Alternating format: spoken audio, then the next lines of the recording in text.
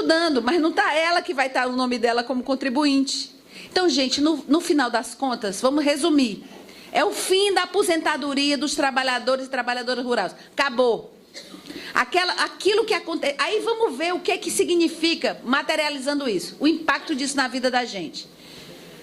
Um dos principais hoje movimentadores de renda no campo, quem tem gente aqui, que a maioria dos fortalezenses tem um pé no interior, nós temos várias colônias de pessoas, de homens e mulheres que vieram de lá, mesmo os fortalezenses, muita gente tem família lá, no interior. Quando você faz essa movimentação da aposentadoria rural, o comércio move todo. Move todo. É um fator de dinamização hoje do comércio local. Aí acaba com isso. O trabalhador não tem mais acesso à aposentadoria, porque ele não consegue comprovar que ele contribuiu. Porque as relações do campo são muito informais. E vamos dizer que só um na família toda conseguiu se aposentar. Ou não, né? Pelas regras que estão, é difícil. O que é que vai acontecer? Acabou com a aposentadoria rural, acabou com o comércio e serviço, que é um setor de vocês, eu vim também para alertar sobre isso, e acaba com a produção da agricultura familiar. O que é que acontece? Os alimentos deixam de ser produzidos e quando chega aqui na cidade, está tudo superavitário, está tudo lá em cima o preço. Então, nós estamos entendendo um ciclo perverso que vai chegar aqui com alimentos mais altos, com a produção escassa no interior e com o comércio local fechando. Existem estudos aí que estão estimando pelo menos 50% de fechamento dos pequenos e médios comércios e serviços do interior do estado. É uma quebradeira generalizada. Então, assim, é uma coisa até do ponto de vista do capital deles mesmos, e lógica, dentro da nossa razão. Isso daí talvez tenha sido, segundo o que eu tenho ouvido na Comissão da Reforma, a mais perversa mudança nos últimos tempos de qualquer país do mundo, porque nós não temos nenhum país no mundo hoje que tem 49 anos de contribuição e 65 anos, como a gente está vendo, de tempo, de idade para aposentadoria. Ou seja, é para inviabilizar mesmo. Fora eu dizer o que vocês já têm ouvido, que são os chavões, dizer o seguinte: vocês sabem que a Previdência não é só a Previdência, ela está dentro do capítulo da Constituição de Seguridade Social, onde você vai ter a Previdência, a assistência social, você vai ter outros setores. E que falam do rombo da Previdência, por quê? Porque a tal da DRU, vocês devem ter ouvido falar da tal da DRU, que é a DRU. É desvinculação das receitas da União. O que é essa desvinculação? Você tira da Seguridade Social e você investe em outros setores do Estado, chegando a 20%, 30% de desvinculação. Então, não se conta a Previdência por ela mesma. Se conta a Previdência tirando o dinheiro dela para vários outros setores, para manter políticas públicas de vários outros setores da sociedade. Então, não tem déficit, não tem rombo. Isso é uma grande falácia que o governo usa para poder viabilizar bancos e empresas de previdência privada, que eles há muito tempo estão atrás desse filão, no caso específico da nossa economia. Uma outra coisa que eu queria alertar, acho importante. Talvez alguns já devem ter ouvido falar do chamado BPC. Vocês já ouviram falar? Benefício de Previdência Continuada. O BPC é um salário aplicado sobre aqueles que têm renda familiar de até 1/4 do salário mínimo de renda familiar na família e são idosos, acima de 65 anos, ou de pessoas com deficiência. Não se sabe por quê, só pela maldade. Essa reforma, ela incide no BPC. Por que ela não devia incidir? Porque uma coisa, todos os operadores de direito são unânimes em dizer isso. Uma coisa é previdência, outra coisa é assistência. E o BPC está no plano da assistência, que é o seguinte: eles recebem um salário mínimo quando eles conseguem comprovar a extrema pobreza até como um meio de sobrevivência. E no caso das pessoas com deficiência, elas recebem também como uma forma de ajudar na sua vida, nas dificuldades que tem na vida. Rubinho estava comigo hoje de manhã, a gente falou muito sobre isso, foi exclusivamente sobre isso, mudou tudo. O BPC agora, a pessoa de idade tem que esperar até 70 anos, em vez de ser 65, a pessoa já vive em extrema pobreza. Podia, a 65 anos ela via para viver um pouco melhor, agora ela tem que chegar aos 70. Não chega, não chega. É uma reforma que não existe. Na verdade, ela é para poder não ter direito mais à aposentadoria. E as pessoas com deficiência, elas, primeiro, está categorizado assim, você vai ter que ver que tipo de deficiência tem, e a partir daí dá o benefício. Se é leve, se é moderada, se é severa. Além disso, ainda diz o seguinte, além de você ter que saber que deficiência que você está enquadrado na lei, ela ainda estabelece que você vai ter que ter, no caso, a contribuição antes era de 15 anos para você ter acesso a 85% do salário integral, agora você tem que trabalhar 25 anos para ter acesso a 71% do salário. Não existe mais salário integral. E o mais grave, o BPC não é mais corrigido pelo salário mínimo. Antes ele equivalia ao salário mínimo, né, as assistentes sociais que sabem disso. Se o salário mínimo aumenta, aumenta também o meu benefício também do mesmo jeito. Agora é desvinculado do salário mínimo. O governo pode dar 50% do salário mínimo, 20%, 30%. Não está previsto na legislação quanto de fato vai valer o chamado benefício de prestação continuada. É uma afronta violenta à saúde, à vida dos trabalhadores e trabalhadoras. É muito impressionante. O que eu queria, só para finalizar, eu vou entrar rapidamente aqui na questão específica da questão das mulheres, que era o que a gente tinha no Data Show, vou falar aqui rapidamente para vocês, porque é importante que todo mundo entenda a globalidade dessa reforma. Porque eu estou sentindo, o que eu tenho sentido? Que no Congresso, na própria Câmara Federal, cada vez um partido está pulando fora. Não é porque eles são bonzinhos, né? A companheira Paloma foi muito feliz quando disse, temos que derrotar. E é possível sim. Ano que vem é ano eleitoral. Vocês sabem que a Previdência é uma das coisas que mais mobiliza trabalhadores de uma forma geral no Brasil, porque talvez um dos poucos mecanismos de proteção social que se tem. E a gente está vendo que a cada dia que passa, um partido adere à não reforma. E eu costumo dizer, eu bater aqui, se tudo der errado e eles conseguirem aprovar essa excrescência da luta dos trabalhadores no Brasil, isso tem que servir para que a gente, em 2018, dê um salto político para dizer o seguinte, o presidente da República que vier, o meu é o Lula, certo? Mas o presidente da República que vier, ele vai ter como principal bandeira desfazer as maldades que, porventura, vierem a aprovar nessa reforma que está aí. Porque aí, sim, nós precisamos agora da demonstração. Agora, ontem em Brasília, anteontem, dia 8 de março, a mulherada estava lá. Mas a gente percebe, eles estão querendo votar. Eles estão querendo encerrar o trabalho da nossa comissão, da comissão especial lá, até o final de março. E eles já estão querendo votar isso no começo de abril. Porque quanto mais cedo eles votarem, para eles é melhor, porque o desgaste é mais rápido. Eles estão querendo partir para outra pauta e não estão querendo vincular 2018. Então, aqui a gente vê, as pessoas ainda muito... A companheira falou muito bem, a companheira está viajando, o Brasil está vendo. Está todo mundo meio adormecido ainda. É uma anestesia que esse governo golpista nos impôs, com esses meios de comunicação de massa, nos constrangendo todo dia. A palavra que eles escolheram contra os trabalhadores e trabalhadoras foi o constrangimento. Constrangimento que eles praticaram contra a esquerda, criminalizando o Lula, criminalizando o PT, criminalizando a esquerda, para a gente ficar tudo com vergonha de sair para a rua. Ou com vergonha de chegar e como a gente sempre teve a ofensividade de chegar e explicar para as pessoas as coisas.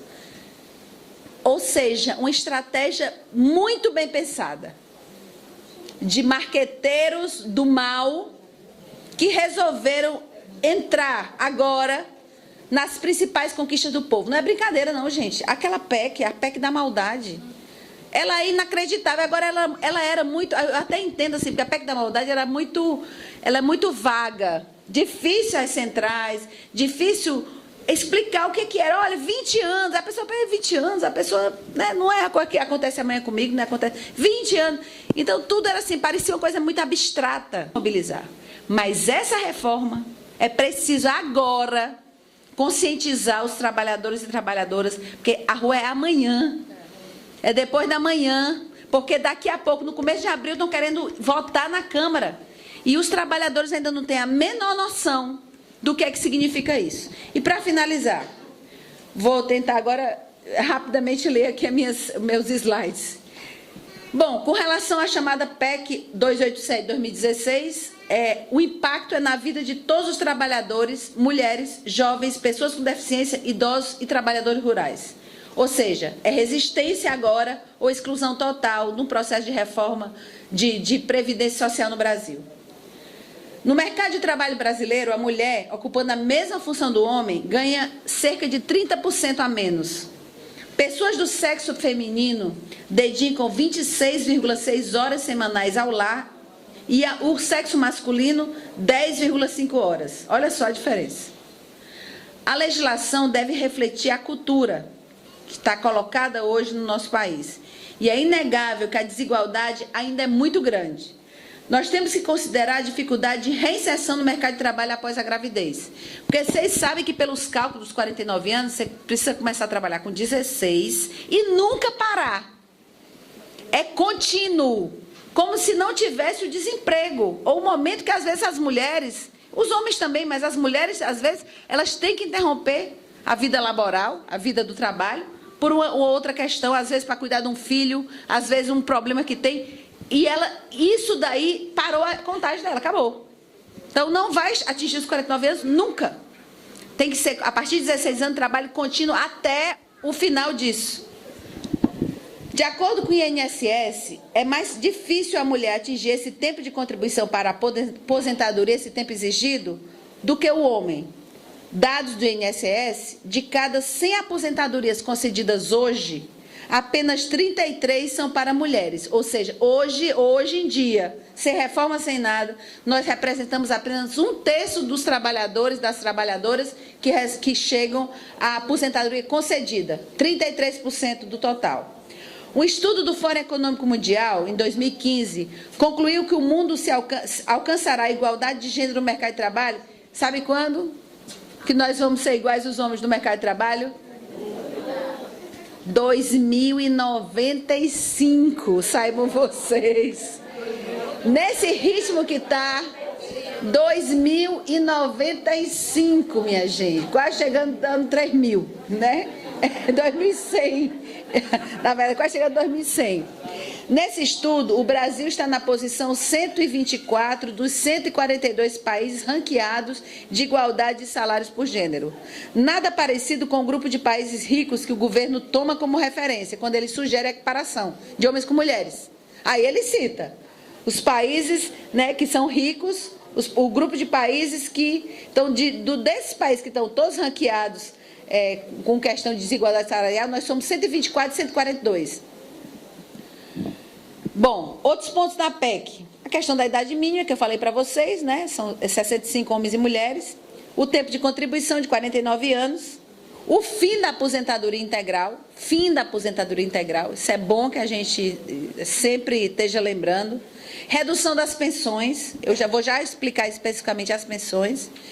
O aumento da idade e a exigência de maior contribuição para o trabalhador rural. Como eu falei para vocês, que eles não contribuem agora, eles vão contribuir a partir do que eles vendem, da safra. Despreza a condição especial da mulher que possui tripla jornada de trabalho. É machista também na medida que obriga a mulher a trabalhar mais 10 anos pelas regras atuais. Se aposentadoria com 5 anos, nós vamos trabalhar mais 10 anos para atingir o mesmo patamar. Em alguns municípios do Nordeste, especificamente no Maranhão, no Piauí e em Alagoas, a expectativa de vida mal chega aos 65 anos, ou seja, eu contribuo sem usufruir do benefício, já atualmente. As pessoas não têm expectativa de chegar a 65 anos de idade. Então, acabou. Não vou contribuir, nunca vou chegar lá. Uma ideia única de aposentadoria em um território diverso, porque aqui no Nordeste, se tem expectativa de vida de estados como Alagoas, que eu falei, chega a 65 anos, você tem uma idade equiparada no Brasil inteiro, como se a realidade do trabalhador fosse igual. A proposta supera as regras atuais. 15 anos está entre os padrões mais elevados do mundo, ou seja, 25 anos de tempo de contribuição, e a dificuldade, não se leva em conta a dificuldade de reinserção e o desemprego. Não leva em conta a mulher que fica desempregada ou que se afasta do mercado de trabalho, que não tem naquele momento como contribuir. Tendo mais 25 anos de contribuição, vai dar apenas direito a 76% do salário integral da ativa. Para ter um salário integral, ela vai ter que trabalhar mais 24 anos na frente. 49 anos de tempo de contribuição para a aposentadoria integral é completamente desumano. Por quê? Nenhum país do mundo tem esse tipo de tempo de contribuição. Segundo, é tão absurdo quanto dizer que a aposentadoria integral, é melhor dizer, aposentadoria integral acabou.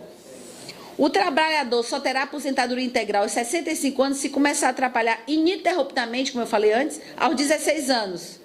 Com histórico de desemprego e no atual situação de desemprego, porque antes era porque a Dilma. Desemprego, nos últimos, depois que o Temer assumiu, nós temos mais 3 milhões de desempregados no Brasil nesse período. Ou seja, e vai piorar, gente. Infelizmente, eu vou bater aqui, não é nosso desejo, mas vocês que trabalham diretamente aí com esses dados, com o mundo trabalhista, né, como lideranças sindicais, vocês sabem que cada vez mais está piorando. Mais e mais companheiros e companheiras chegam junto da gente para dizer e para procurar o emprego. Por fim, as pensões. Viúva somente terá a chamada viúva. Eu briguei lá, porque eu fui brigar por isso lá. Foram fazer uma proposta de... A gente estava brigando para as audiências que iam ter para discutir antes da reforma ser votada. Aí uma das coisas que eu briguei foi o seguinte: botaram nas mulheres, na pauta, tipo, o impacto da reforma nas mulheres. E lá tinha, num dos itens, a questão da aposentadoria, né, exatamente por morte. Aí eu fui brigar e nós conseguimos, naquele momento, pelo menos a confusão a gente faz, né? E eles têm que acatar.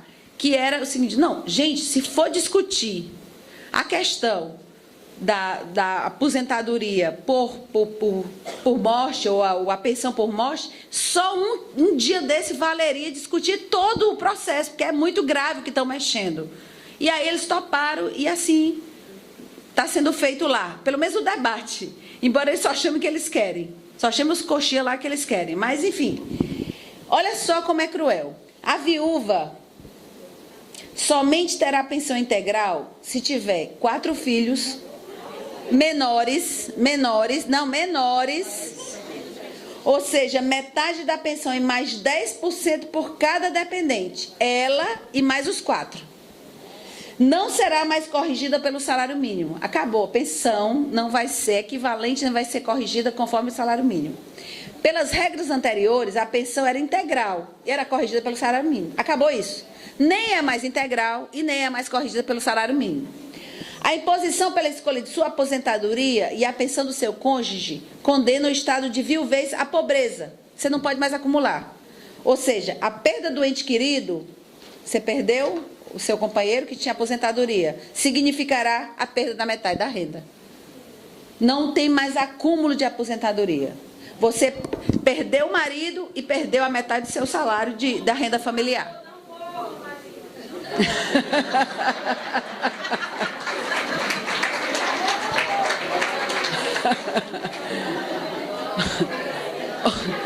Ou seja, perde o marido e perde a metade da renda da família. Gente, isso é terrível. Isso é muito cruel.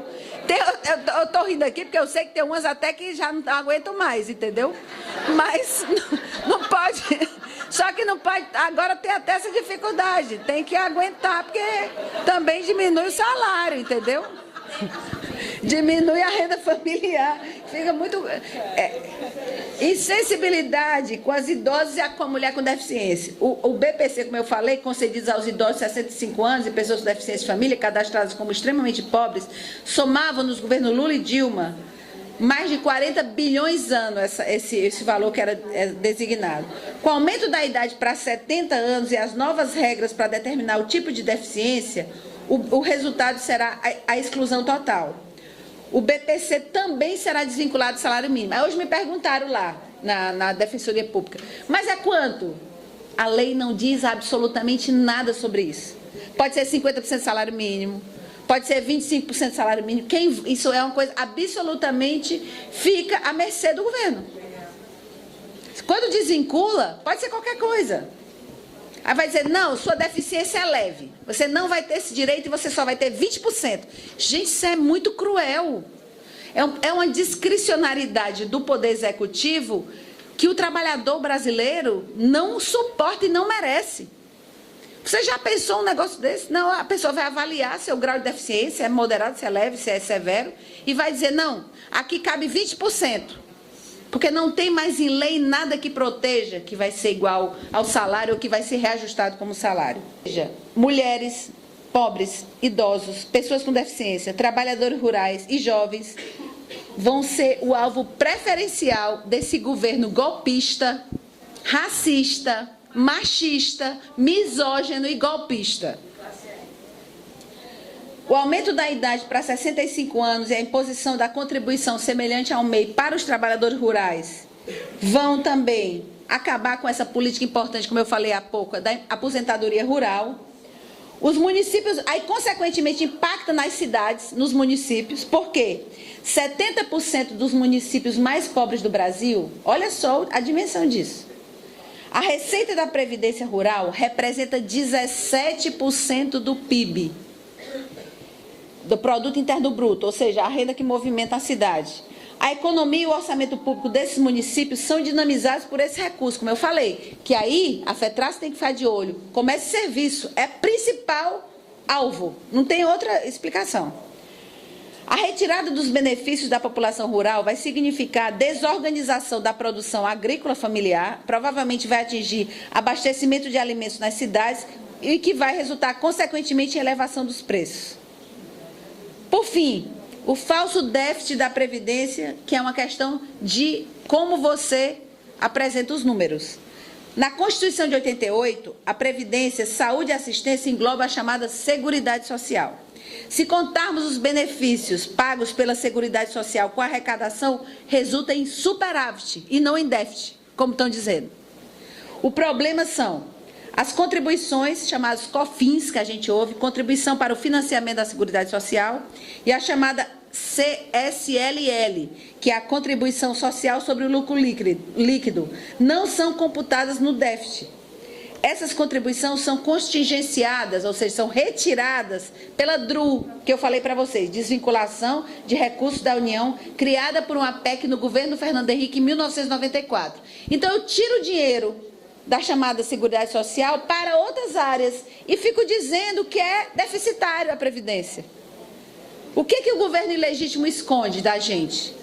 As concessões previdenciárias feitas ao setor privado, várias desonerações empresariais, você já deve ter ouvido em grupo de WhatsApp, em Facebook, várias coisas dizendo o seguinte, no mesmo tempo que o governo acosta os trabalhadores, está dando isenção, está dando perdão de dívida da Previdência de bilhões de reais para várias empresas. Você já deve estar ouvindo isso aí. Isso é real, totalmente real. Ou seja, as concessões previdenciárias do setor privado, que foram desonerações absolutamente desnecessárias, que foi feito em governos anteriores. Recuperação da dívida ativa. A revista Carta Capital, do dia 2 de março, publicou a lista dos devedores da Previdência. São 426 bilhões de empresas que devem à Previdência, grandes empresas. Esse valor é o triplo do chamado déficit calculado pelo governo, que atribui aos trabalhadores do déficit. Isso é o triplo, esse valor, 426 bilhões de reais que essas empresas devem à Previdência Pública no Brasil. Entre as devedoras estão o Bradesco, Friboi, a Vale, vários bancos, empresas aéreas e muitas outras. a revista divulgou a lista dos 500 maiores devedores da Previdência. Em julho e novembro de 2016, o secretário especial da Previdência recebeu os bancos JP Morgan, Santander, pelo menos 3 vezes. Recebeu separadamente Itaú, BPM, Pinco, GAP, Conseg e o Conaprev. Todos esses são representantes do setor privado da Previdência. Com os representantes dos trabalhadores, teve uma única reunião. Ou seja, os coxinhas que vestiram verde e amarelo, bateram panela, foram patrocinados pelos empresários e a grande mídia, vai ser obrigado a fazer um plano privado de aposentadoria se ele quiser se aposentar. Alguma dúvida que a reforma da Previdência é para beneficiar banqueiros e para acabar com os trabalhadores brasileiros? Esse é o preço que eles estão contando para a chamada queda da taxa de juros. Por fim, como caracterizar essa exclusão? De acordo com os pesquisadores do IPEA, a maioria dos trabalhadores de hoje não vão conseguir se aposentar pelas regras da PEC 287. Significa o quê? O fim do espaço do chamado Estado de Proteção Social no Brasil, criado há mais de 90 anos. A reforma é elitizada, masculina, excludente e põe a condição humana submetida exclusivamente à vida trabalhista. A gente só vai ver para trabalhar. Ainda não vai usufruir dos frutos do trabalho que a gente fez a vida toda. Entrega da Previdência ao mercado privado, que terá acesso a bilhões de reais que hoje corre na chamada Previdência Pública. Condena gerações futuras à pobreza, à miséria e à exclusão social. Nunca houve no Brasil, olha só a gravidade, olha a nossa responsabilidade política, nunca houve no Brasil uma perda de direitos tão grande em tão pouco tempo. No programa chamado Ponte para o Futuro, que o Temer apresentou, o golpista MOL, a exclusão social, a ponte, é a exclusão social patrocinada pela reforma da Previdência e o futuro é a dominação dessa Previdência pelo mercado privado. Somos contra a crueldade e a desumanidade dessa PEC e vamos conclamar todos os trabalhadores para resistir, lutar contra a retirada de direitos e lutar com coragem, sem temer, porque agora, futuro do Brasil, gente, sem exagero e sem palavra de ordem, no concreto, está nas nossas mãos. E cabe a gente agora, homens, mulheres, resistir. E eu finalizaria dizendo uma coisa, eu queria especificamente fazer aqui uma homenagem. Hoje teve uma movimentação do movimento LGBT aqui no estado do Ceará, muito significativo. Eu queria fazer aqui uma homenagem a uma travesti que, por esses dias, foi morta, espancada, assassinada, fruto desse Brasil golpista que nos últimos anos a intolerância tomou de conta de forma avassaladora. Da Dandara, que acho que merece de todos nós um grande respeito e admiração. E eu, agradecendo aqui a FETRACE, quero dizer que todos nós somos Dandara, somos a Érica, que foi vítima recentemente disso tudo, e é por isso que a gente precisa estar vivo. Ainda tem isso, não pode morrer não, tá? Não pode morrer não, porque muitos companheiros morreram, agora esse ano aqui foi cruel. Nós perdemos o companheiro Sula, um militante comunitário do Lagamar. Nós perdemos o companheiro Dijaci, aqui na esquina, um grande companheiro do movimento sindical. Nós perdemos Dona Marisa Letícia, companheira e militante do Partido dos Trabalhadores. Aí eu tenho dito assim, sabe? Não pode morrer, tá? Só pelo fato de a gente estar vivo, a gente tem a obrigação de lutar. Lutar, inclusive, por questões aqui locais que estão nos assolando, como é o caso do nosso instituto, o nosso IDT, o Cine Ceará. O IDT merece de todos nós a consideração, porque todos nós tivemos referência no Instituto, nas pesquisas do Instituto, para fazer valer os nossos direitos. Então, estamos todos juntos e vamos até o fim juntos, porque só assim a gente vai chegar à vitória. Muito obrigada.